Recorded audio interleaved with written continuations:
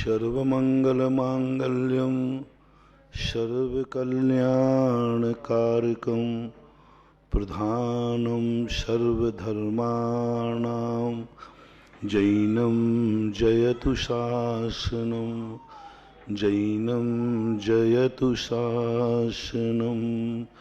पंच परमेष्टि भगवान की, आचार्य श्री गुरुवर कुंद कुंद महाराज की, आचार्य श्री गुरुवर विद्यासागर महाराज की। कल प्रसंग चला था कि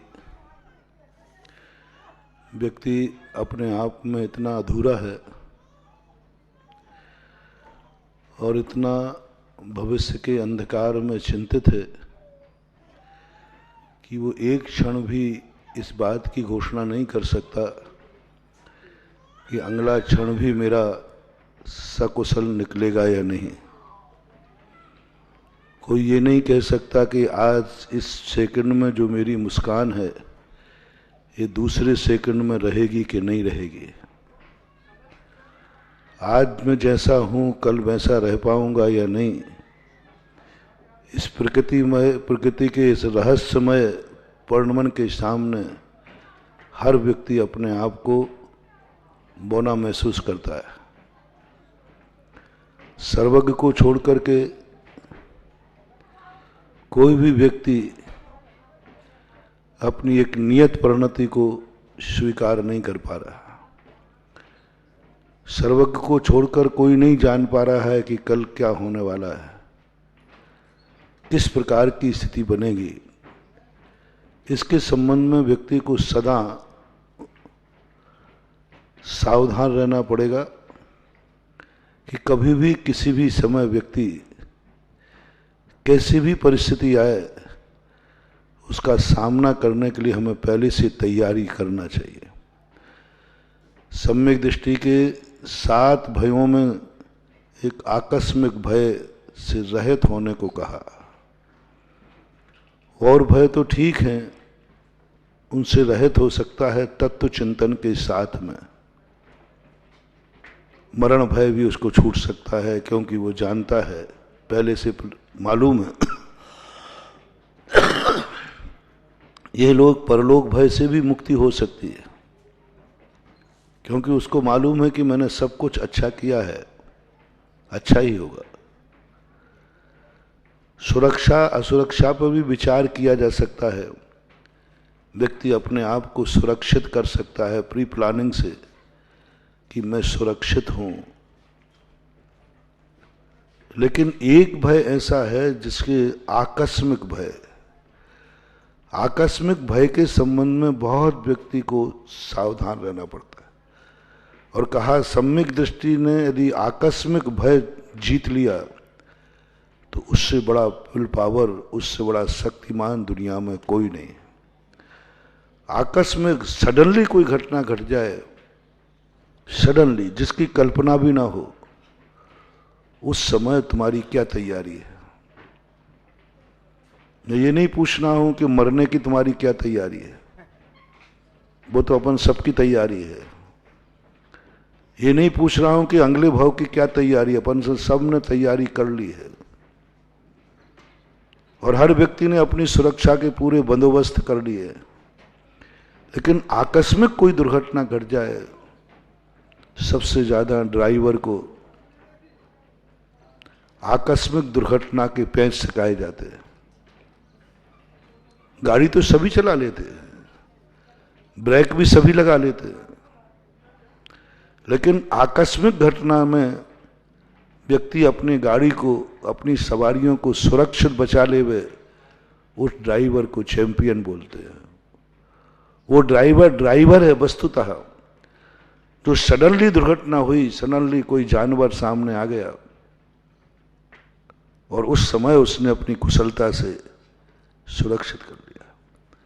यही बात पूज्यवर कुंद कुंद स्वामी कहते हैं कि आपकी जिंदगी में यदि सडनली कोई घटना घटे तो आप क्या उसके लिए तैयार हैं?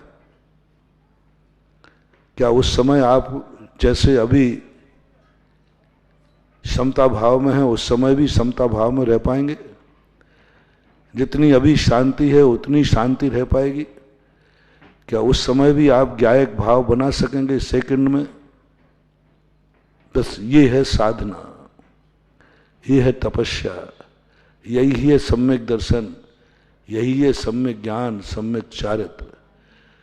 जिसने इतनी तैयारी कर ली है कि आकस्मिक वज्र भी फूट पड़ेगा, वज्र भी गिर पड़ेगा, तो भी वो उसके परिणामों में विकलता नहीं आएगी, उसके परिणामों में आकुल व्याकुलता नहीं आएगी, उसका परिणाम ऐसे ही शांत बना रहेगा, बिल्कुल एकदम सहज। पहले मैं इसको असंभव मानता था, लेकिन एक घटना ने, एक गृहस्थ था, वो इसकी साधना की थी। उसने सुबह सुबह पेपर पढ़ रहा था अपने दरवाजे कुर्सी पर बैठा हुआ, और छापा वाले प्राय सुबह सुबह आते। हाँ, आते ही वो उन्होंने सबको घेर लिया, वो बाहर बैठे, और तुरंत दिखाया उसको कि साहब मैं छापा लेने के लिए आया हूं।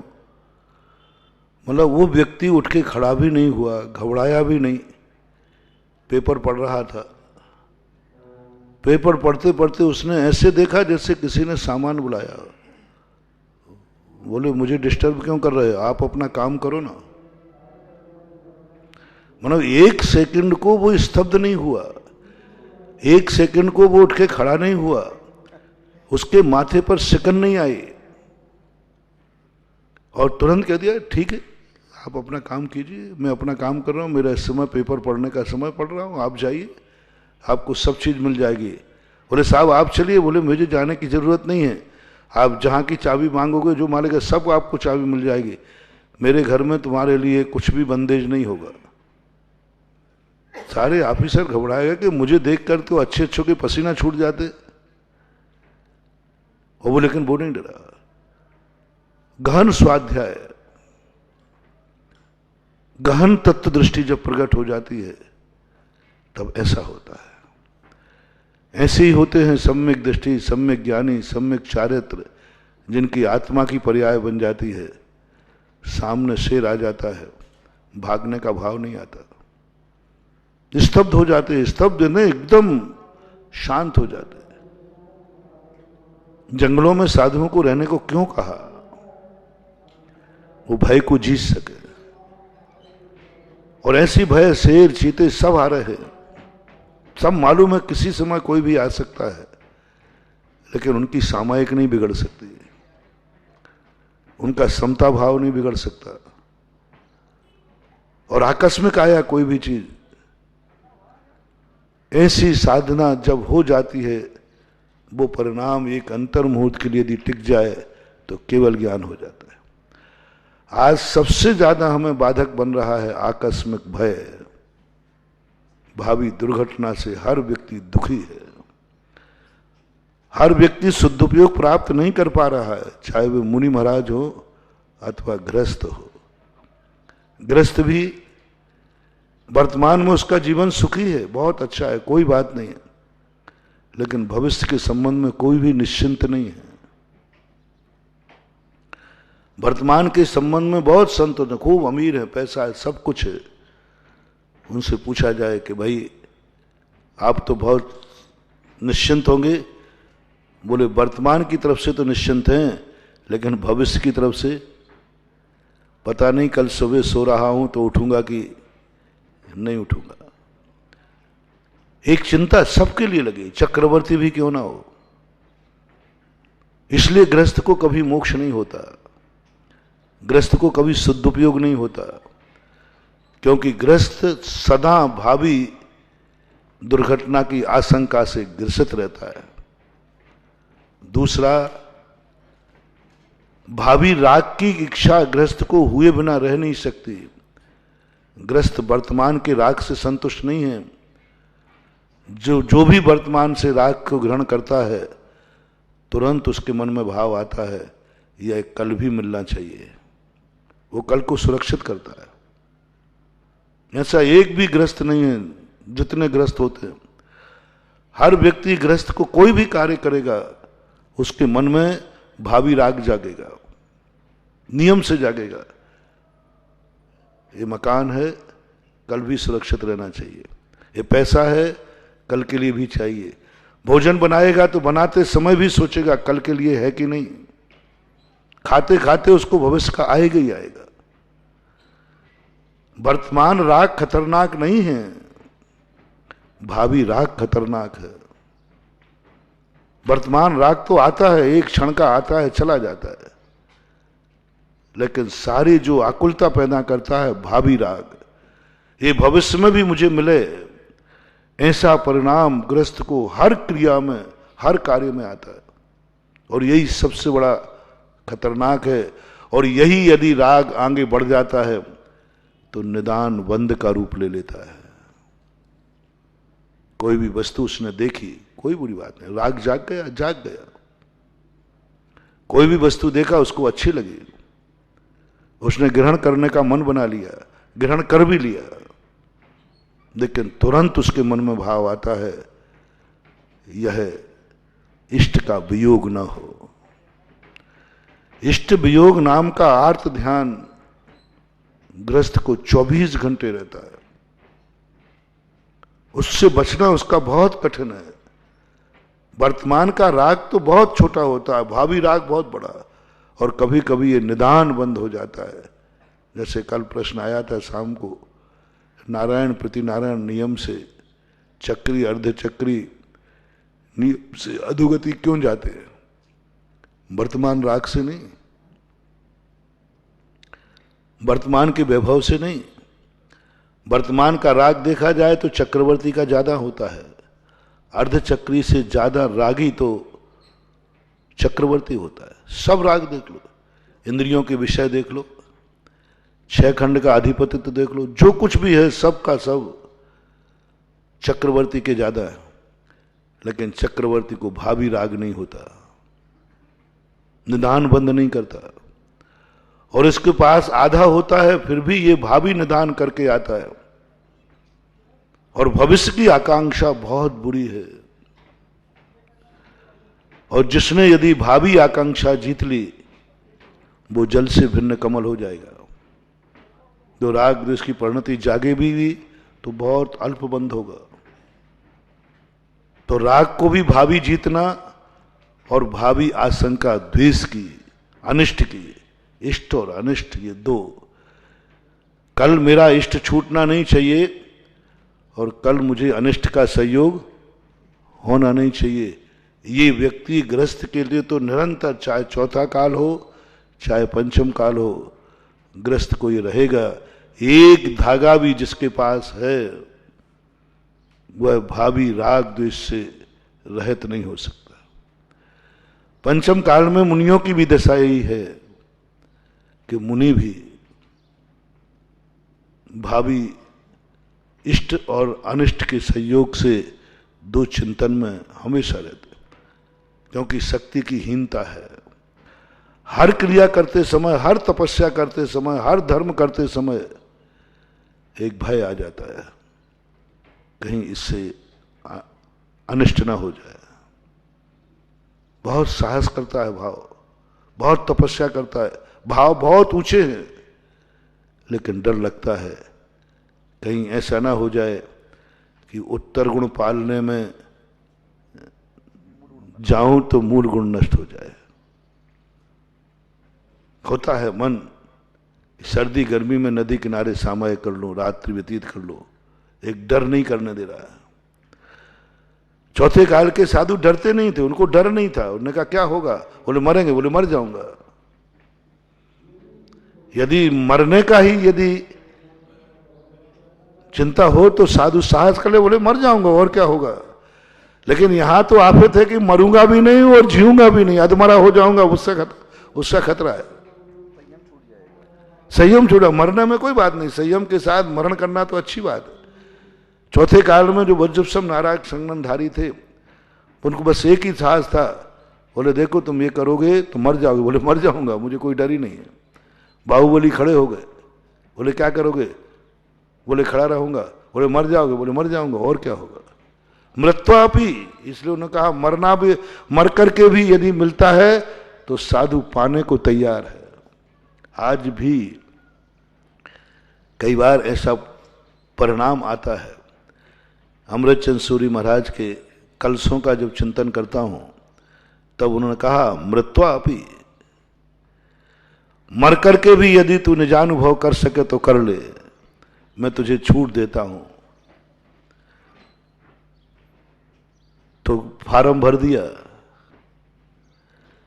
कि भगवान यदि वह निजानुभूति, वह केवल ज्ञान, वह सर्वज्ञता मौत के बदले मिलती है तो मैं देने को तैयार हूं, मरने को तैयार हूं। लेकिन तुरंत से आवाज आई अंदर से, बीच में रह गया तो मरा भी नहीं और मुनि भी नहीं रहा, अधमरा हो गया तो। जितने सुसाइड करने वाले होते ना, ये बड़े तेजी से जाते हैं पटरी के पास, लेट जाते, और जैसी गाड़ी आती है गर्दन नीचे कर लेते, पैर कट जाते, गर्दन रह जाती है, बच जाता। बहुत सारे गए तो बड़े बाबा में तो मरूंगा, सुसाइड करूंगा, और अपनी गर्दन पटरी पर रखी, और जैसे गाड़ी की धड़ धड़ धड़ आवाज आई तो गर्दन तो हट जाती है और पैर कट जाते हैं। आज यही दशा होती है धर्मात्मा की, कि उसको एक डर आ गया, मन में भय आ गया।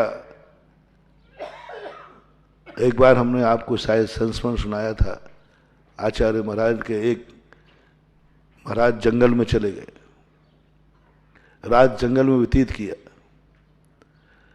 व्यतीत करने के बाद, बहुत पहले की घटना है, हमने सुना था मात्र, हमारे आने के पहले की भी घटना।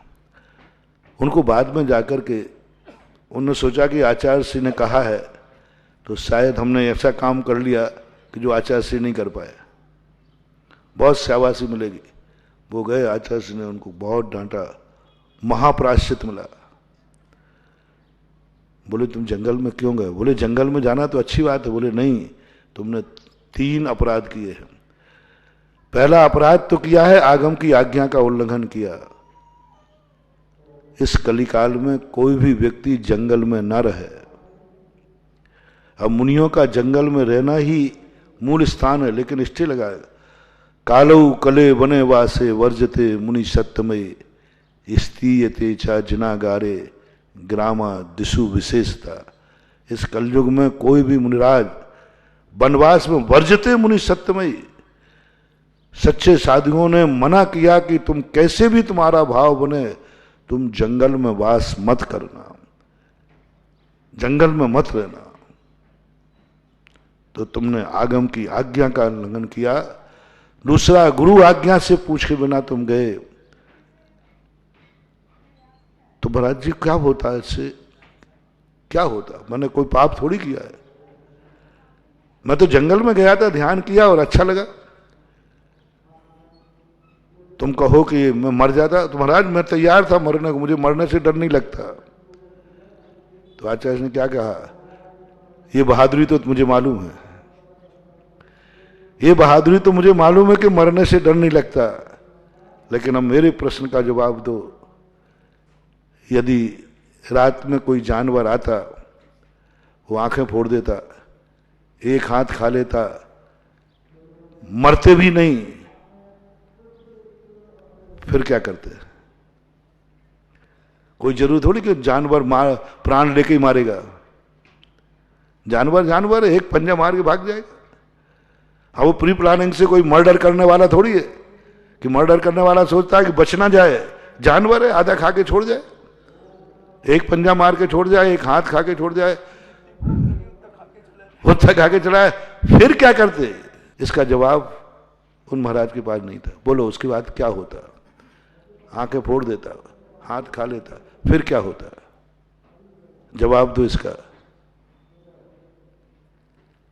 छोटी सी उम्र है, क्या इस उम्र में हाथ खा लिया, नेत्र अंधे कर दिया, अब आहार तो होगा नहीं?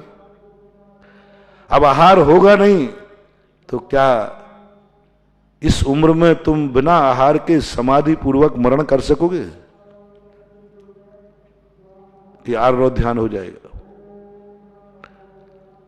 और या फिर मुनि पद छूटेगा? तो में से एक कुछ होगा, या तो ये संयम छूट जाएगा और या फिर संकलेश के साथ मरोगे, दोनों तरफ से जाओगे।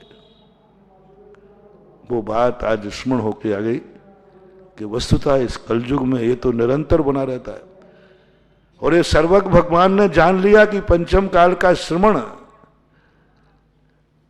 इस दुर्घटना से, इस संशय से रहित हो ही नहीं सकता। मैंने भी बहुत बार प्रयास किए, बहुत भाव आता है, लेकिन तुरंत डर जाता हूं कहीं उत्तर गुण पालने में मूल गुण और नहीं चले जाए। मरने से कोई डर नहीं है, मरना तो नहीं है, मरे भी नहीं और जिंदा भी नहीं रह पाए तो अधमरे में क्या मतलब निकलता है। इसलिए पंचम काल में मोक्ष बंद है, शुद्धोपयोग की चरम सीमा बंद है। क्यों? क्योंकि व्यक्ति इष्ट और अनिष्ट से ऊपर नहीं उठ पा रहा है। जो आज वातावरण है, जो आज अनुकूलता है, यही सोचता है कि भगवान ऐसा ही जीवन के अंत तक चलता रहे। आज मेरा जैसा मुनिव्रत पल रहा है, बढ़िया चल रहा है, बढ़िया, बस भगवान ऐसा ही चलता रहे, जीवन का अंत ऐसे ही निकल जाए। बस राग आ गया ना भविष्य का, हमारे ऊपर में कोई संकट उपसर्ग नहीं आवे, बढ़िया चल रहा है, चल जाए। हम परिसरों और उपसर्गों से डरते हैं, एक सीमा तक ही सहन करते हैं, एक सीमा के बाद एक भय आ जाता है कहीं गड़बड़ न हो जाए। और ये जैसे ही भय आता है, कोई भी चीज में भय आता है, बस वह हमें शुद्ध उपयोग की दशा से पीछे लौटा देता है। और ये भय रहेगा, अनिष्ट संयोग का भय रहेगा। कोई ऐसा अनिष्ट ना आ जाए जो मेरी सामायिक में बाधक बन जाए, मेरे प्रतिकोणों में बाधक बन जाए, मेरी साधना में बाधक बन जाए। 24 घंटे ये चिंतन हर क्रिया में लगा रहता है। सड़क पे चलते हैं, कहीं ऐसा नहीं हो जाए कि कोई गड़बड़ हो जाए। आहार करते हैं, भक्ष्य है, लेने की स्थिति है, देने वाला दे रहा है, लेने वाला ले रहा है, लेकिन यथालब्ध नहीं ले सकते। आज यथालब्ध नहीं ले सकते। बहुत सोचता हूं यथालब्ध लूं, लेकिन तुरंत भय आ जाता है, क्या पता पानी पीऊंगा। और मान लीजिए पूरा ही आहार कर लिया, यथालब्धता तो अर्थ क्या है? जो मिले। तो तुम पानी तो दोगे ही नहीं, तुम बहुत आगे को। तुम पानी यदि साधु नहीं, अंजलि बंद नहीं करे ना, तो हमें तुम पानी तो दोगे ना। तुम तो कहते खाओ महाराज, लड्डू पेड़ा खाओ, बस पानी तो लो मत, पानी पर। किसी दिन पानी ज्यादा, पानी पानी पीवे, पानी पानी ले रहे। यानी श्रावक महाराज को पानी तो देना ही नहीं चाहता, घी पीवे तो घी पिला देगा। यथालब्ध की 2 घटनाएं। एक महाराज ने यथालब्ध लेते थे, उनको पद छोड़ के जाना पड़ा, छूट गया। शुरू शुरू में मेरी भी स्थिति यही थी। क्षुल्लक अवस्था में सन 1980 में कटोरा था, क्षुल्लक थे जैसे गंभीर सागर जी है ना, ऐसे कटोरा। तो अब जो देवे वो ले ले में बस। तो अब शुरू में तुम पानी दो तो मैं पी लूं, दोबारा कटोरा करो तो तुम समझ रहे थे गर्मी है, महाराज को प्यास लगी, दोबारा फिर भर दो, दोबारा फिर भर दो। और खाली पेट व्यक्ति 3-4 कटोरा पानी पी लेगा तो फिर क्या होगा? कुछ नहीं, कभी 1 गिलास, कभी 2 गिलास, कभी इतना खा पाता, पानी पानी दे देते। अब मैं मना इसलिए, फिर आचार्य जी ने कहा, पर एक बार सागर में हार हुआ। गुलाब चंद जी पटना वाले थे संभवतः, उनके हार, तो बस उन्होंने पानी दिया तो मैं कुछ नहीं, हमने खोल दिया, महाराज पानी पानी ले रहे हो, तो मैं कुछ नहीं, मैंने कि तुम दूध दे कहाँ रहे हो? अब वो बेचारे इसलिए दे रहे हैं कि भाई महाराज को पानी की जरूरत होगी। और बस 2-3 पीट करके 1 गिलास लेकर के आ गए। उन्होंने आचार्य से शिकायत कर दी, बोले महाराज जी क्षुल्लक जी कुछ नहीं लेते, पानी पानी लेते हैं। और हमारी हालत हो रही थी बिल्कुल यूं, क्योंकि लगभग 2-2.5 महीने से ये प्रक्रिया चल रही थी। 1 जनवरी से लेकर महावीर जयंती तक 3 महीने द्रोणागिर में भी यही चला, सब में। आचार्य से बोला क्यों, आहार में क्या लेते हो? तो मैंने कि जो श्रावक देता है। मैंने जो श्रावक देता है, तो बोले रोटी क्यों नहीं लेते हो, अच्छी नहीं लगती क्या, सब्जी अच्छी? मैंने कि वो देते ही नहीं। आचार्य कहते देते नहीं, मुझे देता है, तुझे देता है नहीं कोई। मैंने कहा ये देते ही नहीं, हमें क्या करूं? तो क्या देते? पानी पानी दे देते तो मैं ले लेता हूँ। तो बोले क्या करते हो? मैंने कहा मैं कटोरा यूं कर देता हूँ, पानी भर देते मैं पी लेता हूँ। फिर दोबारा वो पानी भर दे, फिर तो बीच में मना क्यों करते? मैं मना करूं? ये लोग क्या समझेंगे महाराज ने पानी के लिए मना कर दिया, दूध के लिए खोल दिया, पानी के लिए मना कर दिया, रोटी के लिए खोल दिया, इसलिए नहीं करता। आचार्य जी ने कहा हो गया कल्याण, बस 2-4 महीने में ऊपर जाएगा। फिर आचार्य ने बताया कि देखो मना करने का तो अधिकार अपन को है, मांगने का अधिकार नहीं है। मान लीजिए अपन को पानी नहीं ना तो अपन बंद करें, अपन ये थोड़ी कह रहे कि ये चीज लाके दो, वो जो देगा। मना तो अपन को करना ही चाहिए। फिर मैंने कहा यथालब्ध का अर्थ क्या होता है? तब फिर आचार्य जी बड़े लंबे चौड़े ढंग से समझाया पूरे संघ को, यथालब्ध पंचम काल में नहीं है, यथालब्ध सामयिक नहीं, यथालब्ध चर्या नहीं, यथालब्ध विहार नहीं। एक आध दिन के लिए बात चल जाए वो चल जाए, यथालब्ध के विहार भी नहीं यथालब्ध। कहां जा रहे हो? जहां चले जाए वहां नहीं, सोचना पड़ेगा, भली किसी को नहीं बताएं, लेकिन लक्ष्य तो बांधना ही पड़ेगा। यथालब्ध विहार नहीं हो सकता, जहां चाहे जहां रास्ता मिल जाएगा वहीं चल जाएंगे। बोले हम भली किसी से कहते नहीं है वचन के कारण से, लेकिन मन में तो सोचना ही पड़ता है। यथालब्ध चर्या नहीं। तो ऐसी स्थिति होता है। शांति सागर महाराज को 7 दिन यथालब्ध लिया, उन्होंने नियम ले लिया होगा 7 दिन का। एक आध दिन तो चल जाएगा, आज जो मिलेगा वो लूंगा, लेकिन हमेशा नहीं। यथालब्ध विहार नहीं, यथालब्ध चर्या नहीं, जहां बैठेंगे वहां बैठ जाएंगे नहीं।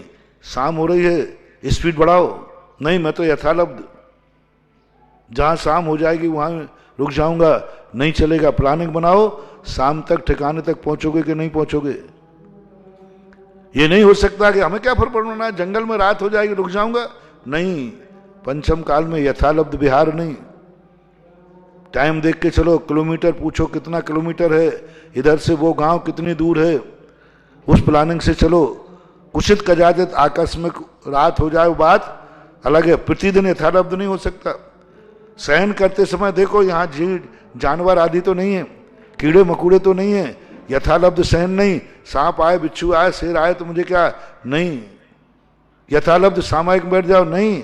देख के बैठो कि वातावरण ठीक है कि नहीं। तुम सामायिक में बैठ गए, कोई जानवर आ गया तो मूलाचार में निषेध किया, कहाँ सामायिक में नहीं बैठना। अभी आरोप पढ़ रहे थे, त्रियंच जहां हो, सम्मूर्छन जहां हो, स्त्रियां नपुंसक आदि जो विरोधी हो, वहां सामायिक में नहीं बैठना। क्यों? उपसर्ग हो सकता है, और उपसर्ग में प्राण जाए ये कोई नहीं, अनर्थ हो सकता है। तब ये यथालब्ध की जो बात आई, तब समझ में आई कि नहीं, आज कुछ नहीं कर सकते, हर चीज में भावी शंका है। यहां से विहार हुआ, यथालब्ध नहीं कर सकते, वहां तक पहुंचना है, इतना घंटे हैं, इस स्पीड से चलना है, काय का शुद्ध उपयोग होगा। कदम उठाते ही हमें विचार है कि कहां रखना है मुझे, काय का शुद्ध उपयोग होगा। विकल्प आ रहा है, कल की चिंता है, मुनि व्रत पालन करना है, चिंता है, इसलिए अनुकूल वातावरण। भावी विकल्प जब भी रहेगा, इष्ट का वियोग ना हो, वह हमारे शुद्ध उपयोग में बाधक है। अनिष्ट का संयोग ना हो। बहुत प्रयास सोचता चिंतन करता हूं कि अनिष्ट की चिंता नहीं करूंगा, लेकिन जैसे ही आचार्यों की वाणी याद आती है, पूज्यवर अमृतचंद सूरी महाराज ने कहा, नहीं, अति कर्कश आचरण मां भूतो, तू अति कर्कश आचरण मत कर। बोले क्यों? बोले क्यों? समाधि हो जाएगी। बोले नहीं, समाधि बिगड़ जाएगी। चारित चूलका में पंचम काल में कह दिया, साधु से तो ये कहा है जितना हो सके उतनी निर्दय बनकर साधना करो। अमृतचंद को नहीं, अति कर्कश आचरण मां भूतो, नहीं कर सकते। जो अभी मैंने आहार के लिए बात कही, आहार देने वाला दे रहा है, भक्ष लेने वाला ले रहा है, त्याग नहीं है, कुछ भी नहीं है, फिर भी कहीं इसको लेने से मुझे नुकसान तो, अनिष्ट की संभावना, तुरंत अनिष्ट की संभावना आ जाती लेते समय। आहार लेते समय तुरंत देखना पड़ता है ये वस्तु मुझे नुकसान करेगी या फायदा करेगी। हाँ, अब दे रहा है, सर्दी का समय है, गर्मी का समय है, तुरंत लेते समय बंद। इसलिए बंद नहीं किया कि वो अभक्ष थी, अभक्ष थी इसलिए बंद नहीं किया।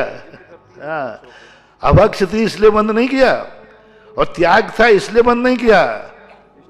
अनिष्ट की संभावना है। अब देखो, तुम लोग कहते महाराज जी और ले लो थोड़ा, है तली हुई चीज साधु को देते हो। मैं यथालब्ध वाला नहीं हूं। चौथे काल के साधु को खूब तली तली खिला दो, खूब जम के, पानी बिल्कुल नहीं दो तो चलेगा उनका। अब यहां तुम एक तली, चलिए आज पंचम काल में साधु को तली हुई चीज देना और जहर देना दोनों बराबरी हैं, दोनों में कोई अंतर नहीं है। क्यों? पेट उतना ही है। आपने तली हुई वस्तु कभी खा के देखना, आप उस दिन पानी तो उतना ही पियोगे। अब 24 घंटे क्या होगा? तुमने तो एक तली हुई वस्तु, एक पूरी खिला दी, उसके लिए 2 गिलास पानी चाहिए था, और वो हमारे पास स्टोर है नहीं। तुम्हारे पास तो है कि बाद में पी लोगे। अब वो सामयिक बिगाड़ देगा, वो रात्रि बिगाड़ देगा, वो विहार बिगाड़ देगा। अब वो कितने संकलेश कराएगा। तुम्हारा एक लाड़, एक प्यार, एक मनोहार साधु के 24 घंटे क्लेश का कारण बन सकते हैं। और आप खुद देख लीजिए, जिस दिन पूरी तली हुई खीर खा लीजिए, प्यास लगेगी कि नहीं?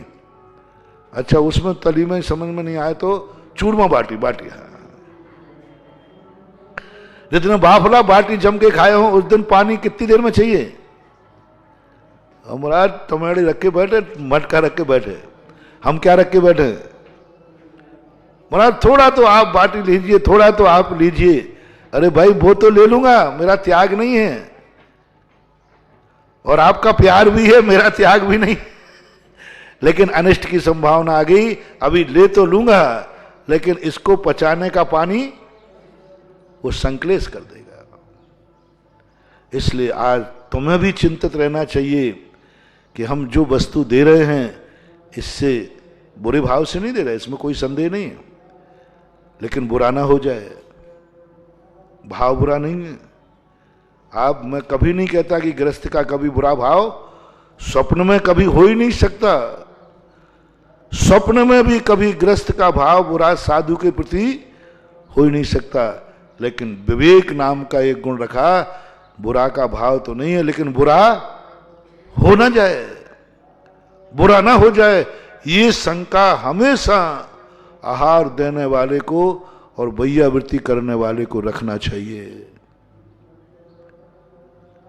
महाराज को रात में जंगल में रुके, एक महाराज को इसने अग्नि लगा दी, सिगड़ी जला दी। रात में पता चला आग लगी, महाराज मर गए। बुरा भाव था क्या? लेकिन बुरा हो गया कि नहीं? हो गया। बहुत पहले की घटना संभवता है कि एक बार आचार्य श्री, देखना ठंड का दिन, जनवरी का महीना, रात में आचार्य श्री एकदम कांप रहे, ऐसे कांप रहे, बिल्कुल आवाज आ रही उनके कांपने की। हम लोग सब एक ही कमरे में, एक ही मंदिर में रहते थे। 10-11 तो साधु ही थे, इस मुश्किल से सब एक ही कमरे में रहते थे। और आचार्य श्री की आवाज आ रही कांपने की। तो हम लोगों ने सोचा कि आचार्य श्री को जूड़ी ताप बुखार होता ना, जूड़ी मलेरिया, तो मलेरिया बुखार आ गया रात। देखा तो शरीर बिल्कुल ठंडा, एकदम कोल्ड, और बुखार में बताते शरीर थोड़ा गर्म होता है। तो हम लोग घबरा गए। हम लोग समाज सागर जी वगैरह सब एक ही कमरे में थे, एक ही मंदिर में थे। नैनागिर की घटना है, 7 नंबर मंदिर अभी भी याद है वो मुझे सब। तो हम लोग घबरा गए। आचार्य श्री कभी रुक नहीं रही, उनकी दांत किलकिला रहे, और हम लोग घबरा गए। हम लोग, महाराज जी शरीर भी आपका गर्म नहीं है, बुखार है नहीं, क्या बात है? तो आचार्य श्री कपकपाते हुए हंसे। तो मैंने कहा, आप हंस रहे हो, हम लोगों के प्राण निकल रहे हैं। तो आचार्य जी थोड़ा सा यूं करके हम लोगों को नासिका में सुखा दिया, और ये तो अमृत धारा है। अब रात में क्या हुआ, वैयावृत्ति करने वाला तेल के स्थान पर अमृतधारा पोत गया। अब कहां तेल और कहां अमृतधारा। अब बोलो, लगाने वाले का भाव अच्छा था कि नहीं? लेकिन क्या हो गया? बुरा हो गया। हमेशा ध्यान रखना, भैया वृत्ति करते समय भावाभितिरेक नहीं होना चाहिए। आहार में भी हमेशा श्रावक का 7 गुणों में एक श्रावक का गुण कौन सा आया है? विवेक। ये कौन सी ऋतु है? इन महाराज की प्रकृति क्या है? प्रकृति पता रहना चाहिए। इन महाराज की प्रकृति क्या है? ये मौसम कौन सा है? और ये वस्तु कहीं अनिष्टकारी तो नहीं हो जाएगी? ये विचार सबसे पहले रखना। और जब तुम लोगों की तो बात छोड़ो, साधु की बात मैं कह रहा हूं। साधु के लिए शास्त्रों में कहा तुम यथालब्ध आहार नहीं ले सकते, आत्मघाती हो गया। ओहो, यथालब्ध आगम में चर्या की है। उन्होंने कहा नहीं, आज का साधु यदि यथालब्ध आहार लेगा वो आत्मघाती कहलाएगा, और आत्मघाती करोगे संक्लेश हो जाएगा, और हो भी जाता है। जिस दिन कभी कोई प्रतिकूलता मिल जाए आहार की, बिहार में करते समय प्रतिकूलता मिल जाए कहीं रुकने की, अब वो कैसे रात निकलती है वो तो अब तुम क्या जानो। प्रतिकूल स्थान मिल जाए, कहीं अच्छी ठंड हो और खुला स्कूल मिल जाए, उस पर छप्पड़ भी नहीं हो, और रात में ओले और गिर जाएं, तो क्लेश हो जाता है। इसलिए आज जो भावी चिंता, अनिष्ट से बचने का जो विकल्प साधु के मन में जिनवाणी ने आज्ञा दी है, तुम भावी चिंता करके रखना। तो मुझे शुद्धोपयोग नहीं होगा, बोले मत होने दो। मुझे मोक्ष नहीं मिलेगा, बोले मत मिलने दो। गजब गजब। मैं यदि भावी की चिंता करूंगा, मैं इष्ट वियोग की चिंता करूंगा, अनिष्ट संयोग की चिंता करूंगा, तो फिर आप कह रहे हो कि जो इष्ट वियोग और अनिष्ट संयोग की चिंता करे उसे शुद्ध उपयोग नहीं होगा। तो जिनवाणी कहने क्या कह दिया? मत होने दे। अब ये कोई तरीका है? बोले मोक्ष नहीं मिलेगा, मत मिलने दे। मोक्ष मिले या ना मिले, लेकिन अनिष्ट नहीं होना चाहिए। मोक्ष मिले या नहीं मिले, अनिष्ट नहीं होना चाहिए। शुद्ध उपयोग होवे या नहीं होवे, लेकिन अनिष्ट नहीं होना चाहिए। शुभ उपयोग में रह जाओ। जो मैंने कहा अभी, अमृतचंद सूरी महाराज ने कहा नहीं, अनिष्ट मत होने देना। अकाल में मौत मत करो। अकाल में मर के कहां जाओगे? मोक्ष मिलने वाला नहीं, स्वर्ग में जाओगे, वहां संयम की गंध भी नहीं है। यहां तो कम से कम कुछ संयम पालन कर रहे हो। क्या गजब की चिंता करने को कहते। चिंता करो, उठते समय, बैठते समय, चलते समय, उठते समय निश्चिंत होके मत उठना बैठना, निश्चिंत होके मत चलना फिरना, निश्चिंत होके मत सामायिक करना, निश्चिंत होकर के आहार मत करना। तुम चिंतित होके आहार करो, चाहे भली मोक्ष मिले या न मिले। शुद्ध उपयोग और शुभ उपयोग। उन्होंने कहा शुद्ध उपयोग छूटे तो छूट जाए, लेकिन ऐसा कार्य मत करना जिससे शुभ उपयोग के लायक भी मत रहो। शुद्ध उपयोग यदि छूट गया ना और क्लेश हो गया तो सीधे आर और ध्यान में पड़ गिरोगे, धर्म ध्यान करने लायक भी नहीं रहोगे। ऐसी भावी चिंता के रूप में मुनि से लेकर आप तक की, जो कल मैंने प्रवचन में कहा था, कोई ना कोई अनिष्ट का संभावना है हर व्यक्ति को, और हमें चिंता करना है। ऐसी परिस्थिति के लिए आपको कुछ करना है। ऐसी परिस्थिति के लिए, ऐसे व्यक्ति के लिए अपनी जिंदगी का एक व्यक्ति ढूंढना है जहां दुनिया का कोई भी शक्ति काम नहीं आएगी, फिर भी तुम्हारी अंदर की आवाज कहेगी अभी एक शक्ति मेरे पास है। कल उदाहरण दिया था ना राष्ट्रपति याचिका का। ऐसा अपराध करते समय, कितनी बड़ा अपराध कर लेना, कम से कम इतना गुंजाइश उसमें रखना कि राष्ट्रपति याचिका मंजूर हो जाए। सुप्रीम कोर्ट तक भी जेल मिले तो कोई बात नहीं, लेकिन एक आशा की किरण बना के रखना। देखो, तुमने अपराध किया है, कोई भी कोर्ट आपको माफ नहीं करेगा, कोई कोर्ट माफ नहीं करेगा। सुप्रीम कोर्ट भी चले जाओ तो तुम्हें फांसी मिलेगी ही मिलेगी। तुम्हारी एक अंदर की आवाज आ जाए वो तो पक्का है। कोई कोर्ट से हम बरी नहीं हो सकते, लेकिन मुझे विश्वास है मेरी राष्ट्रपति याचिका मंजूर हो जाएगी। मैं राष्ट्रपति की कृपा से मैं बरी हो जाऊंगा। सुप्रीम कोर्ट से नहीं होगा। सुप्रीम कोर्ट में दया नहीं होती। सुप्रीम कोर्ट में कभी दया नहीं होती। कोर्ट कभी दयालु नहीं होता, कानून कभी दयालु नहीं होता। कानून अंधा होता है। एक आपने देखा होगा पेपर में, तराजू लिए रहती है एक महिला और आंख पे पट्टी बांधे रहती है। तो मैंने सोचा कि ये पट्टी क्यों बांधी? अंधी कानून को अंधा तराजू तोल रहा है, अंधा तराजू तोल रहा है। बाद में पता चला इसका, जब मैंने एक मजिस्ट्रेट से चर्चा की, मैंने कहा ये रहस्य बताओ क्या है। बोले महाराज रहस्य ये है कि जो सजा देता है कानून और न्यायाधीश, उसको कुछ भी पता नहीं है कि क्या है सही क्या है, वो तो अंधा होता है। बताओ, मजिस्ट्रेट जो सजा देता है वो अपराधी को जानता है क्या? उसको कुछ भी पता नहीं है कहां क्या हुआ था। गवाहों पे आधारित है पूरा, किसी को ज्ञान में नहीं होता। अंधा कानून है। और किताब में लिखा है कानून, किताब को भी मालूम नहीं, मजिस्ट्रेट को मालूम, कुछ भी मालूम नहीं। गवाह यदि झूठे मिल जाए तो,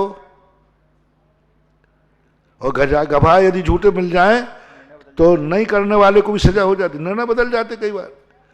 और यदि गवाह से झूठे का कोई गवाह दे दे तो निरपराधी भी फांसी पे चढ़ जाए। हाँ बोले महाराज हो सकते। मैंने कहा भाई वो अपराधी घूम रहा है? बोले गवाह नहीं है महाराज। कितने अपराधी बरी हो जाते हैं गवाह के अभाव में, और कितने अपराधी सूली पे चढ़ जाते हैं गवाह के सद्भाव में। कानून अंधा होता है। इसलिए कोर्ट में दया नहीं है, कर्मों के दया नहीं है। इस संसार में तुमने अपराध किया, कोई दया नहीं बकरेगा। अपराधी को कोई अच्छा कहने वाला नहीं, किसी को दया नहीं आएगी। एक राष्ट्रपति है जो अंधा नहीं होता, राष्ट्रपति है जो निर्दयी नहीं होता। राष्ट्रपति के पास एक उसका नाम ही है दया याचिका। मैंने अपराध किया है, मैं अपराध को स्वीकार करता हूं, लेकिन मुझे माफ किया जाए। कोर्ट में तो वकील खड़ा किया जाता है, राष्ट्रपति के यहां वकील नहीं। कोर्ट में वकील खड़ा किया जाता, अपनी बहस की जाती है, मैंने ऐसा नहीं किया, मैंने तो झूठा साचा सब कुछ होता है। लेकिन राष्ट्रपति याचिका में बकायदा वकील नहीं लिखा जाता, वकील नहीं होता। वो लिखता है राष्ट्रपति महोदय मैंने अपराध किया है, मैं सजा का भागीदार हूं, मुझे सजा मिलना चाहिए, लेकिन मैं दया की भीख मांगता हूं, मैं दया की भीख मांगता हूं।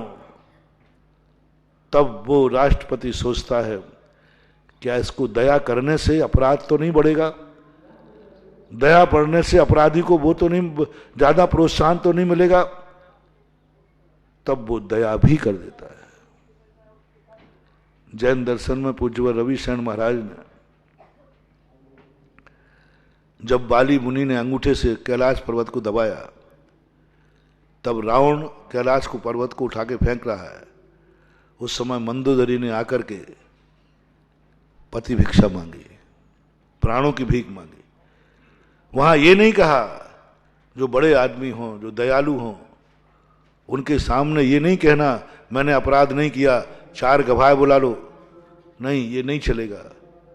वहां तो अपराध किया है, स्वीकार कर लो, स्वीकार कर लो, क्योंकि वो गुरु है। वहां दलील मत देना।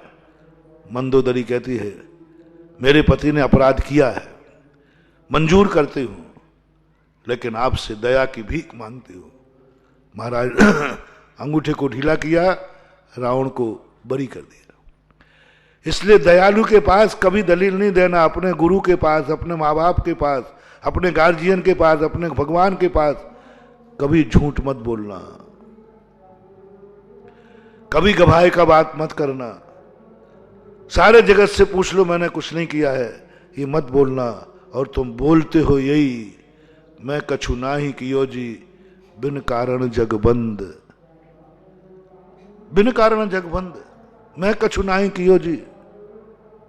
मन माने दुख दे, काहू से नाही डरे जी। मत करो ये बात। ये बात से तुम्हें जो कृपा मिलने वाली थी वो नहीं मिलेगी। तुम कहो, क्योंकि तुम अपराध की कोटि में आ चुके हो। तुम कहो कि भगवान ये अपराध मैंने किया है, आज नहीं किया कल किया, कल नहीं किया परसों किया, अनादिकाल में कभी ना कभी किया है, स्वीकार कर लो। बड़ों के सामने कभी निरपराधी बन के खड़े मत होना। भगवान के सामने कभी अपने आप को शुद्ध बुद्ध कहने के लिए खड़े मत होना। कभी मत बोलना कि हे भगवान मैं कुछ नहीं कियो जी, ये पंक्ति गलत है। भगवान से ये कहो, भगवान सब कुछ मैंने किया है, दुनिया में ऐसा कौन सा पाप है जो मैंने नहीं किया, सब कुछ किया, सब कुछ किया। सीधा कहो, कुछ भी सोचना मत। मैंने जब किया ही नहीं तो मैं क्यों कहूं, मैंने किया ही नहीं मैं क्यों स्वीकार करूं। सामने कौन है देखना। अपनी दो नीति चल रही है। तो जिनवा ने पूछी किसके सामने, बोले अदालत के सामने। तो झूठ बोल दे, नहीं किया मैंने, चलेगा वहां, गवाही और कर ले तैयार, बरी हो जाएगा। और उसी से कहा कौन है सामने, बोले भगवान गुरु। तो तूने अपराध किया है, बोले साहब नहीं किया। तो भी दलील मत देना, कह दे मैंने किया है। वो सर्वज्ञ है, वो अंतर्यामी है, वो दयालु हैं, वो कृपालु है। मुंह मत लगना कभी बड़ों के। बड़े कभी तुम्हें डांटें, बड़े कभी तुम्हें लांछन लगावें, कभी बड़े कभी तुम्हें बुरा कहें। बड़ों का अर्थ जो आपके आदर्श है, पूज्य है, माता पिता है, गुरु है, भगवान है। इनके सामने तो वो जितना अशुभ बोले तुम जी कहते जाना, एक भी सिद्धि का प्रयास मत करना। गुरु ने कहा पापी कहीं का, तुम मन में भी विकल्प नहीं रहना, मैंने कौन सा पाप कर लिया। फाइटिंग मत करना, जवाब मत देना गुरु को कि आप गुरु महाराज पापी आपने मुझे क्यों कहा, आप सबूत दीजिए मैंने क्या पाप किया। मत करना महानुभाव। गुरु के मुख से निकल गया है, उसको झूठा सिद्ध करने का प्रयास मत करना। तुम एक ही चिंता करना, कोई पूछे कि महाराज ने तुमसे क्या कहा, झूठा, बेईमान, बदमाश, पापी, तो सही बता ये महाराज ने तुझे सही कहा कि गलत कहा। क्या तूने ऐसा किया है, बोले नहीं किया। तो बोला क्यों नहीं। मैं पापी शब्द सुन सकता हूं, लेकिन मेरे गुरु का निकला हुआ वचन झूठा ना हो, इसलिए मैं स्वीकार करता हूं। यदि मैं सिद्ध कर दूं, और कर सकता था कि देख लीजिए महाराज ये सबूत है मैंने ऐसा नहीं किया, ये गवाह लीजिए, तो शब्द किसको वापस लेना पड़ेगा। दुनिया की दृष्टि में गुरु का क्या होगा कि गुरु भी बिना विचारे बोलते, बिना सोचे हमने बोल दिया तो मेरे गुरु पर लांछन आता। गुरु महाराज गलत बोलते हैं, गुरु महाराज गलत लांछन लगा। इसलिए मैं गुरु को सत्य सिद्ध करने के लिए मैंने अपराध नहीं किया, लेकिन अपराध स्वीकार कर लिया, जिससे मेरा गुरु का झूठा लांछन नहीं आया। कभी ऐसा तुम्हारे मन में कभी आ जाए, भगवान के सामने आ जाए। आजकल की भक्तियों के चमत्कार खत्म हो गए, अतिशय खत्म हो गए, क्योंकि लोग भगवान के पास शुद्ध बुद्ध बन के जाते हैं। उन मंदिरों में कभी अतिशय नहीं होता। जिन भगवान में, हे भगवान मैं तो आपको मालूम है मैं शुद्ध बुद्ध हूं, मैं गायक स्वामी हूं, मैं तो कुछ गलती है ही नहीं, मैं तो शुद्ध बुद्ध हूं। कभी मत करना महानुभाव। भगवान के पास तो जाओ, जो पाप नहीं किए वो भी चिल्लाओ अपने मुंह से, बोलो भगवान संसार का सबसे बड़ा पापी मैं। भगवान कहते हैं मैं तो जान रहा हूं इसने तो कोई पाप किया ही नहीं। नहीं भगवान, आपका ज्ञान में आप बहुत सज्जन हैं, सीधे साधे हैं, मैं जानता हूं मैं कितना रागी उदेसी कसाई हूं, बस वहीं से तुम्हारी कृपा दृष्टि भगवान की चालू हो जाएगी। जितना ज्यादा हम अपने आप को भगवान, भक्ति का अर्थ और कुछ नहीं बंधु, मैंने पूरी भक्तियों को देख लिया। भक्ति का अर्थ है अपने आप को दोषी ठहराना, अपने आप को अपावन कहना और भगवान को पावन कहना। भगवान की जब बात आए तो बड़ा चढ़ा के गुण करो, गुणस्तोकम सदुल्लंघ तद बहुत कथा स्तुति। जब गुरु की बात आए, माता पिता की बात आए, अपने पूज्य पुरुषों की बात आए, तो उनके गुणों को बड़ा चढ़ा के करो, जितने नहीं है उससे भी ज्यादा। तिल का ताड़ बना दो, तिल का ताड़ बना दो। और भक्ति में यही लिखा, देखो तिल का ताड़, एक बार शायद मैंने कभी कहा था, कितना तिल का ताड़ वास्तविक थी, कितनी झूठी। 99% भक्ति झूठी होती है, 1% सही होती है। भक्ति जितनी है 1% सही होती है, 99% झूठी होती है, इसलिए वो भक्ति है। और 100% यदि सही हो जाएगी तो वो भक्ति नहीं कहलाएगी, वो चमत्कृत नहीं होगी, उसमें अतिशय नहीं होगा, वो तुम्हारे पुण्यबंध का कारण नहीं होगा, तुम्हें संकट से निवारण नहीं हो पाओगे। यदि तुमने सत्य बोलना, भक्ति में यदि सत्य बोलना सीखा, यानी जितने गुण हैं हम तो उतने ही बखान करेंगे, तो तुम्हारा अतिशय नहीं होगा, संकट दूर नहीं होगा, सत्य तो आ जाएगा। सत्य अलग है और भक्ति अलग है। भक्ति में व्यक्ति पूरा झूठ बोलता है। लो मैं एक पॉइंट तुम्हें देता हूं, फॉर एग्जाम्पल, आप पूजा करते हो मुनिराज की, और उसमें चलते फिरते सिद्धों सम चरणों में शीश झुकाता हूं। अब कितने % झूठ है, कितने % सही है? 100%। पहली बात तो सिद्ध चलते फिरते होते नहीं। सिद्ध क्या होते हैं? एक टंकोत्कीर्ण होते हैं, बिल्कुल एकदम संकोटकीर्ण। लेकिन तुम्हें मालूम था कि अभी मैं अपने गुरु को सिद्ध कहूंगा तो लोग कहे तो चलते फिरते हैं, तो उसने पहले कहे चलते फिरते सिद्ध है। अब बताओ कहां चलते फिरते सिद्ध है भैया? शरीर के साथ बैठा हूं, 18 दोषों से ग्रसित हूं, और भक्ति कहता है हमें तो महाराज के रूप में सिद्ध दिख रहे हैं। इतना बड़ा शरीर में तुझे अशरीरी दिख रहे हैं। क्या गजब की भक्त की आंख, क्या गजब के भक्त का सोच। इतना बड़ा शरीर है और वो देख रहा है मेरे महाराज शरीर अतीत है, अधेयज है, सिद्ध है। बहुत कठिन है। कभी तुम्हारा गुरु तुम्हारे सामने बैठा है और तुम्हें कभी कभी सिद्ध का स्वरूप देखने में आ जाए, शरीर गायब है, कर्म गायब है, सब कुछ गायब है, तुम्हें मात्र एक सिद्ध भगवान का रूप दिख रहा है। कभी गुरु में सिद्ध भगवान का रूप देखना। पूजा तो बहुत कर ली, प्रैक्टिकल करना, ये पढ़ तो बहुत लिया अपन ने। जिस दिन तुम्हें ऐसा लग जाए कि मुझे तो साक्षात सिद्ध भगवान दिख रहे हैं, अरे दिख कहां रहा है? शरीर है इनका। बोले आपको दिख रहा है, मुझे तो नहीं दिख रहा है।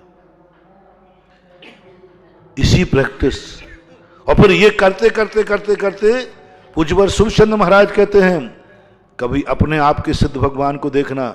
शरीर में आत्मा है, शरीरातीत हो जा, रूपातीत ध्यान। शरीर है, सब कुछ है। साधना शरीर में स्थित की नहीं करना है, साध्य करना है शरीरातीत की।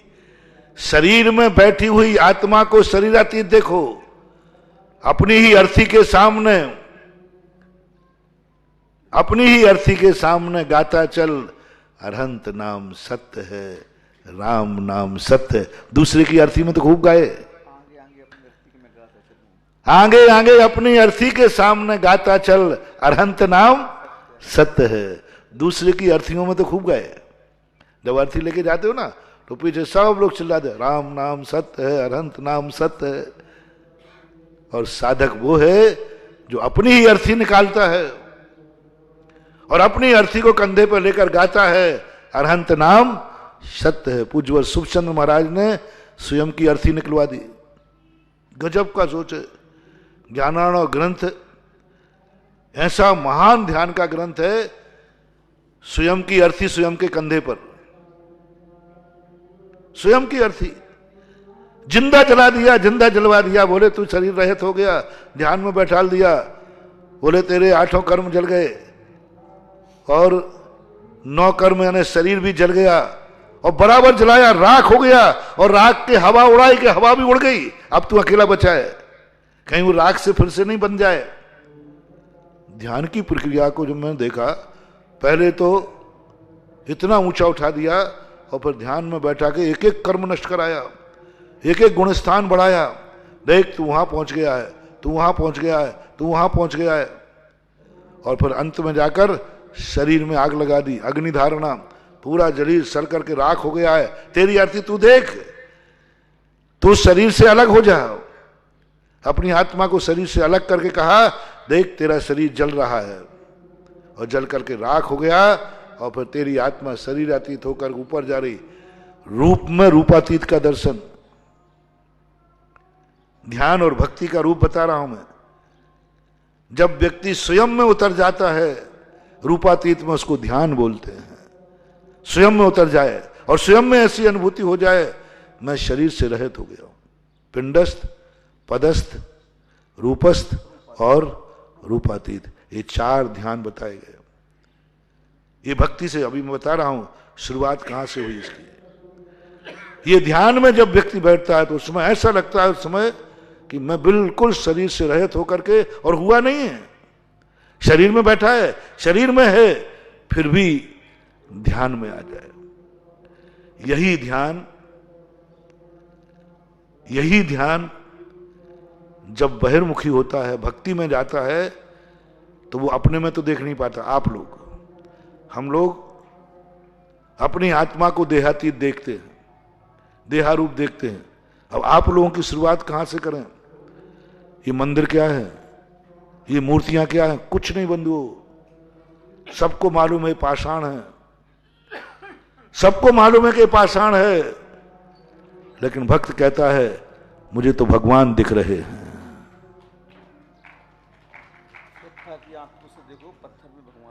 श्रद्धा की आंखों से देखो पत्थर में भगवान दिखे। दुनिया कह रही पत्थर है, आंखें कह रही पत्थर है, और भक्ति कह रही है भगवान है। बोलो, पंच कल्याणक 27 फुट ऊंची प्रतिमा का हुआ कि पारसनाथ का हुआ? लाभचंद जी, तुमने सौधर्मंद बन के क्रिया की, पत्थर की है कि भगवान की? भगवान की, साक्षात भगवान। कैसी परिणति, कैसे मान जाता है ये मन? कैसे अपनी आत्मा के इतने बुद्धू है कि पागल है, जो सामने सब कह रहा है कि भाई पाषाण है, माइंस वाले को बुलवा लो, वो बता देगा कि हाँ मेरी माइंस का पत्थर है, बिजोलिया का पत्थर पक्का 100%। लेकिन क्या हो गया, क्या हो गया? सबकी दुनिया में पाषाण है और भक्त की आंख में भगवान बन गया, भगवान दिखने लगा। 24 तारीख के पहले पाषाण दिख रहा था, पत्थर दिख रहा, और 29 तारीख के बाद भगवान दिख रहा है, भगवान का रूप दिख रहा है, एक एक अंग में भगवान का रूप दिख रहा है। कितनी बड़ी शक्ति, इसको बोलते भक्ति। इसलिए तो कहा कि साक्षात भगवान को देखने पर निधत्त निकाचित कर्मों का क्षय नहीं होता, पाषाण की मूर्ति को देखने से होता है, क्योंकि पाषाण में भगवान देखना ही भक्ति है। भगवान में भगवान देखना भक्ति नहीं है, पाषाण में भगवान देखना कौन कहता है? ऐसी अनुभूति कभी अपन को हो जाए, मूर्ति को देखते देखते मूर्तिमान का दर्शन हो जाए, पाषाण को देखते देखते अंदर से एकदम ज्ञान जागे, बोले मुझे पारसनाथ के दर्शन होके आए। इसलिए जैन दर्शन मूर्ति पूजक नहीं है, मूर्तिमान की पूजा करता है। कबीर ने मूर्ति पूजों की बड़ी निंदा की। पाहन पूजे हरि मिले तो मैं पूजूं पहाड़, तासों तो चक्की भली पीस खाए संसार। पर उनका जैनी नहीं, जैनी कभी भी पाषाण को नहीं पूछता। अभी किसी भी व्यक्ति से पूछ लो कहां से आए हो, बोले पारसनाथ के दर्शन करके। किसकी पूजा की है, अभिषेक किसका किया है, पारसनाथ का। सब कुछ उसको पारसनाथ ही दिखेगा, द्रव्य से, गुण से, पर्याय से, कृष्य कार्यतन, सब तरफ से दिखेगा। यह है भक्ति, यह है भक्ति। और यही भक्ति तुम्हारी चमत्कार होगी। जब तक तुम्हें पाषाण दिख रहा है चमत्कार नहीं, जिस दिन भगवान दिख जाए चमत्कार हो जाता है। वैष्णव दर्शन में प्रहलाद का है ना, सब कह रहे हैं कि खम्मा है, पिलर है, वो कहता है मुझे तो भगवान दिख रहे हैं। ये भक्ति कहलाती है। और भक्ति में चमत्कार है। यदि पिलर देख करके पिलर तोड़ा जाता तो भगवान की मूर्ति नहीं निकलती उसमें, लेकिन उसको तो दिख रहे थे। और दुनिया कह रही है कि नहीं, मिस्त्री कह रहा है कि मैंने खुद बनाया ये पिलर, इसमें कहां से भगवान आ गए। लेकिन प्रहलाद कहता है मुझे दिख रहे।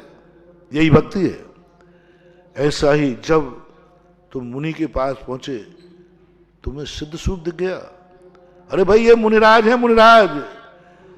मुनिराज को मुनि मान करके भक्ति करना ये भक्ति नहीं है, ये तो सत्य सत्य है। भक्ति वो है जो मुनिराज और गुरु में सिद्ध भगवान का स्वरूप देखना, ये भक्ति कहलाती है। अब चमत्कार चालू हो जाएगा, क्योंकि तुमने एक मुनि मुद्रा में, एक गुरु में एक कदम चले हैं और तुमने उसको मंजिल मान लिया। एक कदम मोक्ष में चले हैं और तुमने सिद्ध मान लिया। कभी ऐसी अनुभूति तुम्हें हो जाए सिद्ध स्वरूप की, अपने गुरु में, देहातीत गुरु, जीते जी गुरु को, शरीरवान गुरु को देहातीत का दर्शन करो। शरीरवान गुरु को देहातीत का दर्शन करो। मेरे गुरु शरीर से रहित है, देहातीत है, अंतर्यामी है, सर्वव्यापी हैं, जहां देखो वहां है। भक्ति में तो ये आया। बोले भगवान कहां है, बोले जहां चाहो, जहां देखो यहां वहां, जहां तहां, जहां देखो वहां वहां, सब जगह उसको दिखने लग जाता है। सत्य क्या है कि भगवान सिद्धालय में बैठे हैं। और भक्ति कहती है जिस जगह झुकाऊंगा मस्तक वो पत्थर देवता हो जाएगा। कहां है भगवान, बोले जहां मैं नमस्कार करता हूं वहीं तो भगवान है। और सत्य क्या कह रहा है, सत्य कह रहा है कि सिद्धालय में भगवान है, और भक्त कह रहा है जहां मैं नमस्कार कर रहा हूं वहीं भगवान है। दिख जाते हैं, दिखते हैं।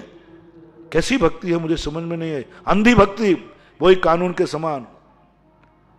अंधी भक्ति है ही नहीं भगवान, फिर भी भजोसी भगवान कहे जा रहा है ही नहीं भगवान, फिर भी भगवान।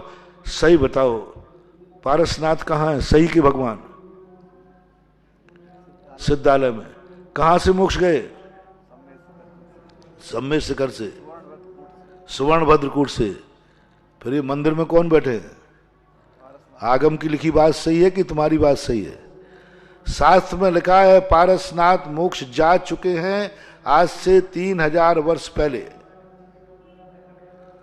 ये जिनवानी के कथन है, भगवान की कथन। भगवान खुद कह रहे हैं पारसनाथ कि बेटा मैं तो 3000 पहले सिद्धालय में आ गया हूं, तू कहां ढूंढ रहा है। बोले भगवान तुम कहां हो मुझे पता नहीं, मेरा पारसनाथ तो मेरे मंदिर में बैठा है, मैं रोज को दर्शन करता हूं। कैसी है भक्ति का चमत्कार। सत्य में कभी चमत्कार नहीं होता, भक्ति में चमत्कार होता है। भगवान खुद कह रहे हैं कि मैं सिद्धालय में हूं, और भक्त कहता है हो गए, हमें क्या लेना देना, हमारा पारसनाथ तो मेरे मंदिर में है, मेरे मंदिर में बैठा है, मैं प्रतिदिन दर्शन करता हूं, प्रतिदिन दर्शन करता हूं मैं। आप सिद्धालय में बैठे पता नहीं कौन हो, मेरा भगवान तो सिद्धालय में। भक्ति ऐसी पनप जाती है, सर्वव्यापक हो जाता है उसको। जहां पारसनाथ एक घटना घटी थी लगभग 2000 वर्ष पहले, ऐसी 2000 वर्ष पहले बनारस के अंदर समंतभद्र महाराज के सामने चुनौती बन गई। तुम भक्त हो कि नहीं, तुम भक्त हो कि नहीं, कौन से भगवान मानते हो? तो बोले तेरा भगवान कहां है? बोले जहां मैं नमस्कार करूंगा वहां भगवान है।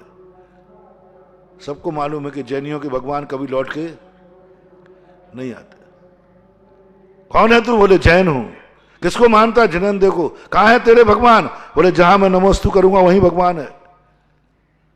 लोग तो बड़े बड़े पंडित विद्वान बैठे थे, उन्होंने कहा कि हर दर्शन के भगवान अवतार लेते हैं, भक्त के लिए आ जाते हैं, भक्त को बचाने आ जाएंगे, अवतार लेते हैं, बार बार अवतार लेते हैं। मां दुनिया में एक जैन दर्शन है जिनके भगवान एक बार जन्मते हैं, एक बार निर्माण होता है, पुनः उनका अवतार नहीं होता, कभी नहीं होता। तो लोगों ने कहा कि ये तो मरेगा। सारे दुनिया के भगवान तो कम से कम फिर से मोक्ष जाने पर, वैकुंठ जाने पर फिर से अवतरित हो जाते हैं, फिर से जन्म लेते हैं। एक ही भगवान बार बार जन्म लेता रहता है, लेकिन इसके भगवान तो एक बार सिद्धालय में गए, कभी लौट के आने वाले नहीं हैं, और ये झूठ बोल रहा है।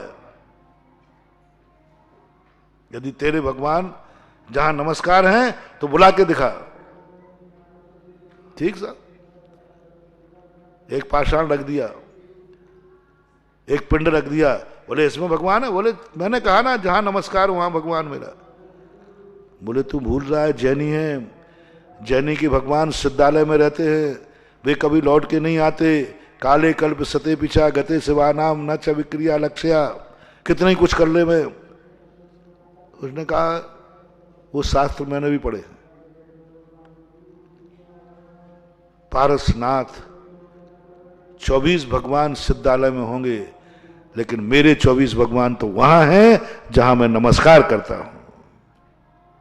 गजब की बात, सारी दुनिया हिल गई। ये कह रहे 24 भगवान तो सिद्धालय में है, पक्का है, लेकिन मेरे 24 नाम भगवान जहां हैं। तो बोले कौन से हैं तेरे 24? बोले वही। कौन से? अलग 24 ही मत बना लेना। मेरे 24 भगवान भी वही है जो सिद्धालय में हैं। तो उनके नाम उन्होंने गिना दिए, बोले यही नाम मेरे भगवान के हैं।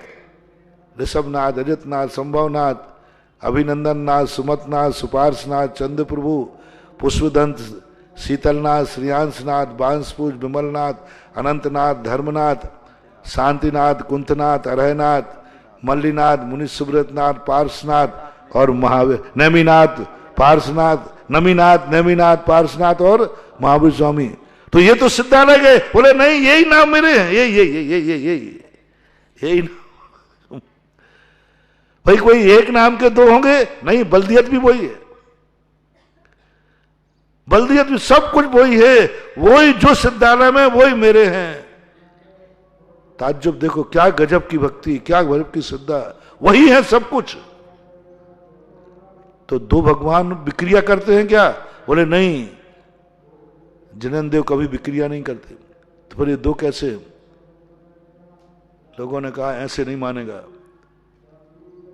इसका मस्तक झुकवाई दो, देखें क्या होता है। और पाषाण पिंड को अच्छी तरह बांध करके रख दिया, तलवारें खींच ली गई। नमस्कार करे और भगवान प्रकट नहीं हो तो वही तेरी गर्दन कटेगी। बोले मंजूर है साहब। कैसी श्रद्धा रही होगी। तलवार दुश्मनों के बीच में है, गर्दन कटना निश्चित है यदि नमस्कार में भगवान प्रकट नहीं हुआ, और भगवान सिद्धालय में है, ये पक्का है। सही का भगवान सिद्धालय में है। और पूज्यवर समंतभद्र महाराज, हालांकि उस समय वो मुनि अवस्था में नहीं थे, गृहस्थ अवस्था की बात कर रहा हूं।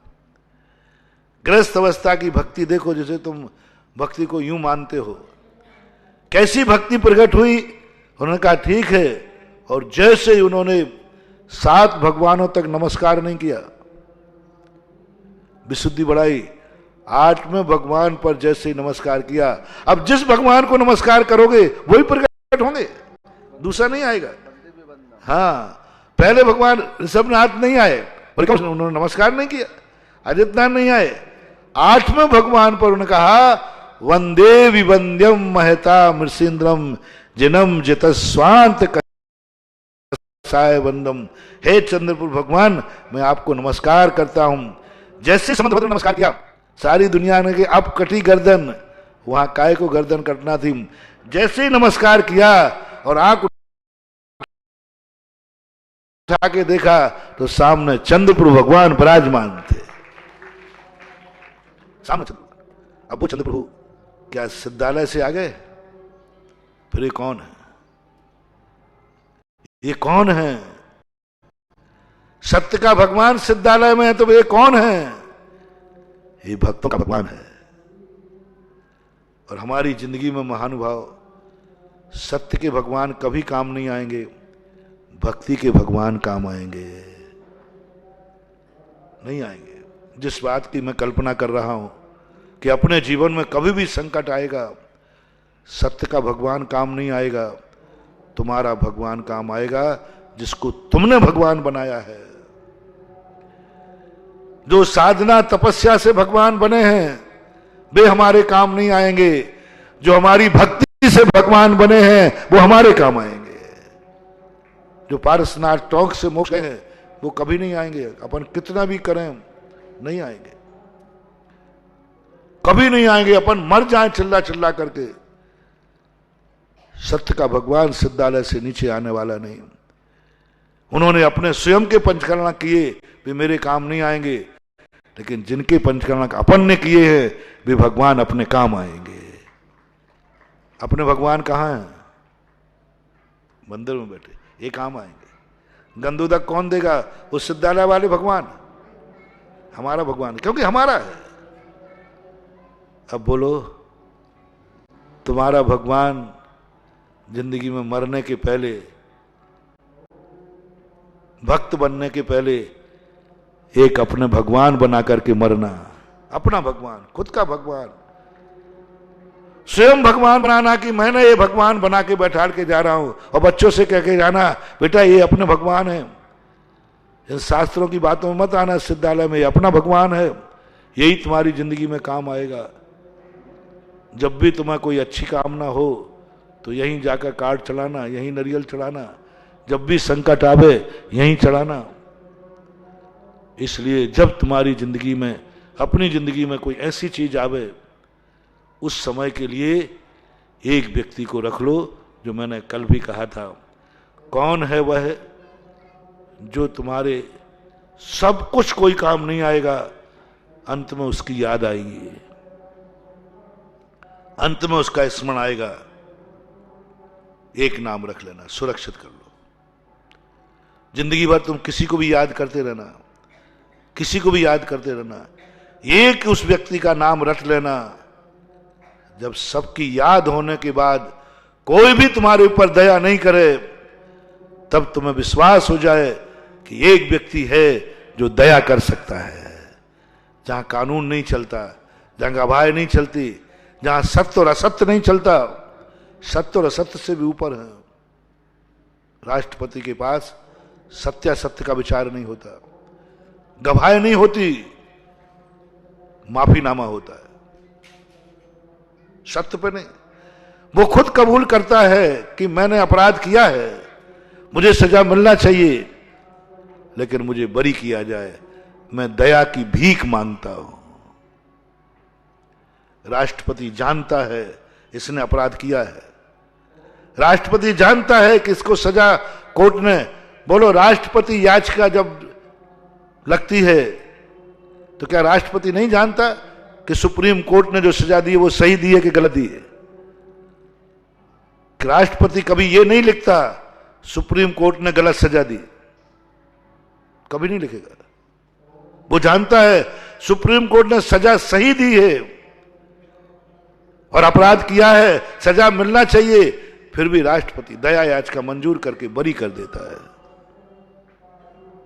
इसलिए मंदिरों को, गुरु को, अपने माँ बाप को, अपने गार्जियन को हमेशा राष्ट्रपति के समान मानना, अदालत मान के मत जाना। यहां मंदिर में गुरु के सामने अदालत बन के मत जाना, दो वकील लेके मत जाना, दो गवाह लेके मत जाना। कभी अपने आप को भगवान को झूठा सिद्ध मत करना, गुरु को झूठा सिद्ध मत करना। झूठा कह दिया गुरु ने, पापी है तू, तुम्हारी आंख झुक जाए। लोग कहें बोल नहीं मैंने पाप किया। नहीं, कौन है सामने? किसने कहा है? दुश्मन ने। दुश्मन ने पापी कहे तो दांत हाथ पर रख देना।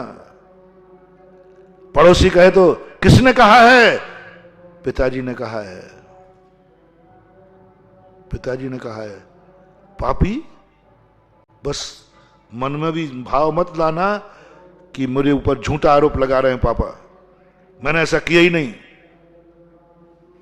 तुरंत मेरा कहना मान जाओ, बोल तूने पाप किया है कि नहीं? बोले जी। वो किया नहीं है, किया नहीं है। कन्हैया से जब अकेले में माँ ने पूछा, बोले बेटा देख तू सबके सामने झूठ बोलता है, मैं नहीं माखन खायो मैया, मैंने सही बता खाया था? बोले जी। तो बाहर झूठ क्यों बोला? वहां दुनिया खड़ी थी, और अब क्यों बोल रहा है? यहां मां खड़ी हुई है। बस इतना सा अंतर है। देखो, दुनिया के सामने तूने झूठ क्यों बोला? फिर बोले वो दुनिया है, वो दुनिया है। दुनिया के सामने झूठ बोल देना, फिर अब क्यों नहीं बोल रहा है? बोले अब मां खड़ी है, मां के सामने झूठ बोलना अपराध है। सिद्धि नहीं की कृष्ण कन्हैया, कुछ नहीं कहा, सीधा कह दिया मां किया है। और बाहर क्या कह रहा था? सबके सामने क्या कह रहे थे कन्हैया? मैं नहीं माखन खायो मैया। तो फिर ये मुंह में कैसे छपा है? ग्वाल वाल मिल मोह मुख लिपटायो मैया, मैं नहीं माखन खायो। मैया मैं छोटा था ना तो सब दही मक्खन ये खा गए और मेरा मुंह लगा दिया। इतनी वकालत की, हर चीज में झूठ बोलते हैं कन्हैया वहां सबके सामने। मैंने नहीं खाया, इन लोगों ने खाया। नहीं हो तो आप देख लो दहेड़ी इनकी कहां टंगी थी, मैं कितना छोटा सा था। सब वकील बुझ दिए, लेकिन जब मां के सामने पहुंचा कोई दलील नहीं। जी, आप लोगों में ये गुण आ जाना चाहिए। बहुत बड़ी शिक्षा दी गई इस उदाहरण के माध्यम से, कन्हैया के माध्यम से, कि जब तुम्हारे कोई पूज्य सामने खड़े हों उस समय दलील नहीं, जी कह दो, जी कह दो। भगवान के गुरु के सामने पहुंचते ही कुछ दलील नहीं, जी कहो भगवान के सामने, संसार के सबसे बड़ा पापी मैं, सबसे बड़ा दुष्टी मैंने अपराध किए हैं। पूरी पूजाओं में देख लो आप, निंदा स्वयं निंदा, प्रभु पतित पावन मैं अपावन चरण आयो। लो जाति का नहा धो के आया था, और नहा धो के आया है, शुद्ध सुबह उठकर आया है, और भगवान के सामने आते कहता भगवान संसार का सबसे बड़ा पापी मैं। तो पावन कौन है? बोले संसार के सबसे बड़े पावन आप हैं। यानी भगवान को, जो मैं कह रहा था, जितना गुणानुवाद कर सको कोई कसर मत छोड़ना। जितने अच्छे शब्द हों सब भगवान को दे दो, और जितने गंदे शब्द हों वो सब अपने में ले लो। कहां? बाजार में नहीं, दुकान पे नहीं, कहां? मंदिर में। मंदिर में जितने गंदे शब्द हैं, टाइटल, जितनी गंदी उपाधियां हैं, सब अपने को लगाओ, और जितनी पावन उपाधियां हैं वे सब भगवान को लगाओ। जितनी अच्छी उपाधियां हैं सब गुरु को लगाओ, और जितने गंदी उपाधियां हैं अपने को लगाओ। चमत्कार होगा, भक्ति ऐसी पनपेगी कि तुम्हें एक दिन देख के रह जाओगे कि क्या हो गया। राष्ट्रपति कहता है ठीक है, भगवान दयालु है, गुरु दयालु है, अपराध कबूल कर लो, घृणा नहीं होगी, घृणा नहीं होगी, गले लगाएंगे, गले लगाएंगे। महान आत्माओं की विशेषता है, जैसे जैसे तुम अपने आप को अपराधी घोषित करते जाओगे वो तुम्हें गले लगाते जाएंगे, उतने ज्यादा तुम्हारे लिए बहुत कुछ करेंगे, स्वीकार कर लेते। एक हमारे शास्त्र में उदाहरण आता है, एक शिष्य ने अपने अपराध स्वीकार करने पर ऐसा अपराध स्वीकार किया, बोले हाँ महाराज मैंने पाप किया है। अब देखना, ऐसे पापी को तो कोई को नमस्कार नहीं करना चाहिए। जब वो खुद कह रहा है मैंने पाप किया है, किसी के सामने कबूल नहीं किया, गुरु के सामने किया। गुरु ने भी उसको डांट के प्रायश्चित दे दिया, और वो जैसी प्रायश्चित में ध्यान में लीन बैठा, वे गुरु जाकर के उस शिष्य की 3 प्रदक्षिणा करके नमोस्तु करते हैं और कहते धन्य है जिसने मेरे सामने सफाई भी नहीं दी, मेरे सामने एक बार भी नहीं कहा कि गुरुदेव मैंने ये पाप नहीं किया, छुपाने का भाव नहीं। और गुरु को ये और पता चल गया कि इसने अपराध किया ही नहीं था, इसने अपराध किया ही नहीं था। मैंने इस पर झूठा आरोप लगा, दूसरे के कहने पर आरोप लगा दिया, फिर भी इसने एक बार भी ये नहीं कहा गुरुदेव मैंने ये अपराध नहीं किया, आपको किसी ने गलत भर दिया है, आपको गलत फहमी हो गई है, आपके कान के कच्चे हो हैं, आप होते तो क्या करते? बोलते नहीं भाई। यदि तुमसे मैं कह दूं तुमने अपराध किया, महाराज जी सफाई फेस करोगे? आप महाराज कान के कच्चे, कोई ने आपके कान भर दिए, वो आपके पीछे चारों तरफ घूमता रहता ना, उसी ने भरे होंगे, वही है मेरा दुश्मन। पता नहीं कितनी सफाई देंगे अपन और 100 को और सुनाएंगे, देखा भैया हमारे गुरु जी ऐसे, हम इनको गुरु मानते हैं और ये कर देते हैं।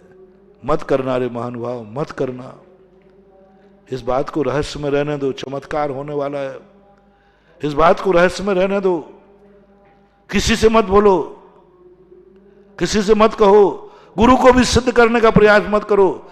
जब गुरु तुझे पापी कह दे, अंदर अंदर लड्डू फोड़ना, आनंद आना, मजा आ गया, मजा आ गया। बोले क्यों? आज गुरु ने मुझे पापी कह दिया, बहुत मजे करना। और तुमने एक भी पाप नहीं किया और गुरु ने कह दिया, बस गुरु को एक दिन आभास होगा। गुरु जब भी किसी को प्रायश्चित देते हैं, प्रायश्चित के बाद वो खुद प्रायश्चित में जाते हैं, नियम है। जब जब गुरु अपने शिष्य को प्रायश्चित देते हैं, वे खुद प्रायश्चित में जाते हैं, और जैसे ही वो प्रायश्चित में जाएंगे उनको पता चलेगा, ओह मैंने इसको दंडित कर दिया, इसने तो पाप किया ही नहीं था। फिर वो कहेंगे तूने मना क्यों नहीं किया कि मैंने नहीं किया? गुरुजी आपके सामने मैं आपको झूठा सिद्ध नहीं कर सकता। आपके निकला हुआ वचन तो मुनियों के वचन न झूठे हों, जो कुछ मुख से कह देते हैं। मुख से कह दिया आपने कि है पापी तो हूं, आपका वचन झूठा कैसे होगा? इसलिए आपको सत्य करने के लिए मैंने यह नहीं कहा। उस समय गुरु का अंदर का जो आनंद उमड़ेगा, गुरु का जो आशीर्वाद निकलेगा, महानुभाव 100 भव तक हम निरपराधी और निर्दोष हो जाएंगे। समय आपका हो गया, इतने ही बात पर आप विचार करें, सोचें। अभी अपन को जिंदगी के उस पॉइंट पर पहुंचना है कि अंत में हमें वो शक्ति चाहिए जहां सारी शक्ति बौनी पड़ जाए और वो शक्ति मेरे पास काम आ जाए। ऐसी शक्ति को हमें सुरक्षित करना है। महावीर भगवान की